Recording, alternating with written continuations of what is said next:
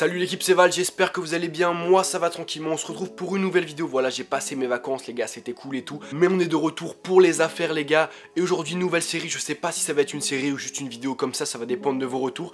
Ça s'appelle Football Analyse et le concept est très simple. Vous me posez des questions soit sur YouTube, soit sur Twitter et j'y réponds en vidéo. Voilà, c'est des questions sur le foot, sur l'actualité foot, sur les transferts, sur des possibles pronostics, etc. J'en sélectionne 3, 4, ça dépend, et après donc j'y réponds en vidéo.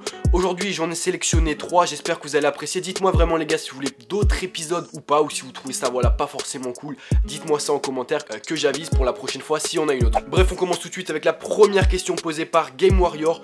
Que peut apporter Cristiano Ronaldo à la Juventus de Turin? On l'a vu, Ronaldo c'était un transfert qui a fait énormément parler. Voilà, il a signé à la Juventus de Turin mi-juillet et selon moi il va pouvoir apporter énormément à la Juventus de Turin, et je pense que ce transfert va avoir vraiment 3 apports pour la Juventus de Turin. Tout d'abord donc l'aspect sportif. On le sait, voilà, Ronaldo c'est un joueur qu'on ne présente plus, il est capable de faire la différence à lui tout seul dans n'importe quel match. On se rappelle l'année dernière avec le Real contre la Juve notamment, et ça retournait. Bref, je pense qu'au-delà de ses performances sportives individuelles, il va permettre à l'équipe vraiment de créer une nouvelle dynamique, d'insuffler une dynamique positive à ses coéquipiers et à toute l'équipe en général. Grâce à sa motivation hors du commun, il va vraiment pousser ses coéquipiers à faire le maximum, à donner leur maximum à l'entraînement mais également en match, et ça c'est peut-être ce qui manquait la saison dernière en Ligue des Champions, même sur les 4-5 dernières saisons à la Juve pour remporter la Ligue des Champions, et je pense que Ronaldo va vraiment permettre à la Juve de passer un cap à ce niveau-là. Vient ensuite l'aspect marketing, car oui, Ronaldo c'est un grand joueur, mais c'est même plus qu'un grand joueur, c'est carrément une marque au sens propre avec la marque CR7 comme au sens figuré. On le sait, sur Instagram il est suivi par des millions de personnes, sur Twitter c'est la même et sur Facebook c'est pareil, et donc il est suivi sur les réseaux sociaux plus que tout autre sportif au monde, et ça peut vraiment également être un apport très intéressant pour la Juventus de Turin, et son arrivée va vraiment permettre de booster l'image à l'international de la Juve. D'ailleurs les chiffres confirment cette tendance, puisque seulement 2 jours après l'arrivée de Cristiano Ronaldo à la Juventus de Turin, le compte Instagram de la Juve a gagné plus d'1 million de followers, le compte Twitter plus d'1 million et plus de 500 000 mentions j'aime sur Facebook 2 jours seulement après son transfert. Et ce qui est assez fou, c'est qu'il y a eu l'effet inverse pour le Real Madrid après le départ de Cristiano Ronaldo. Ils ont perdu plusieurs milliers de followers sur leurs réseaux sociaux. Et donc cet aspect marketing va également aller de pair avec le 3e apport du transfert de Ronaldo à la Juve, c'est l'apport économique. En effet, comme on l'a dit juste avant, Ronaldo est une véritable icône mondiale, et à n'en pas douter, il va booster énormément les rentrées financières du club. Ainsi, selon les informations de l'agence de presse italienne l'ANCA, le maillot de Cristiano Ronaldo s'est vendu les 3 premières semaines après son arrivée au rythme d'1 par minute au Juventus Store de Milan, ce qui est complètement incroyable, et toute cette vente aurait permis au club d'enregistrer une augmentation de ses revenus de près de 7 millions d'euros juste en tenant compte des ventes de maillots en 3 semaines.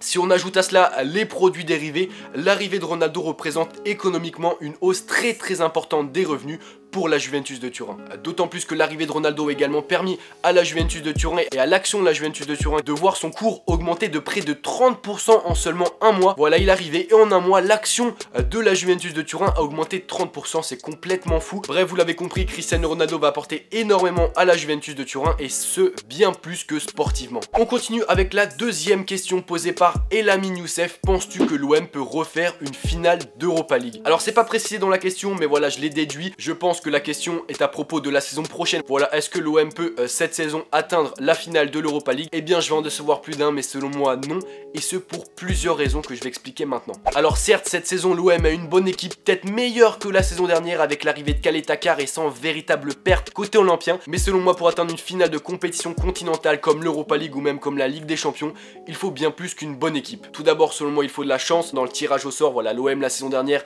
a eu de la chance, même si voilà, ça n'enlève en rien le caractère exceptionnel de leur performance. Ils n'ont pas joué de favoris, ils ont joué surtout des outsiders. Il faut également de la réussite les gars face au but. Ils ont eu de la réussite face à Leipzig, ils ont eu de la réussite face à Salzbourg. Voilà, c'est un cocktail, c'est un mélange d'énormément de facteurs exogènes aux simples qualités de l'équipe, et ça très honnêtement je pense pas que l'OM soit capable de l'obtenir à nouveau la saison prochaine. On se rappelle l'année dernière, il y avait eu un caractère un peu surnaturel, presque un peu divin dans leur performance d'Europa League. On se rappelle le match face à Salzbourg complètement fou, 5-2 et tout, on avait l'impression que rien vraiment ne pouvait leur arriver, et je pense ça va être compliqué qu'il se passe la même chose cette année en Europa League pour l'OM, et malheureusement je les vois pas atteindre la finale encore une fois cette saison. On termine avec la troisième et dernière question de ce premier épisode qui a été posée par Saïdouba.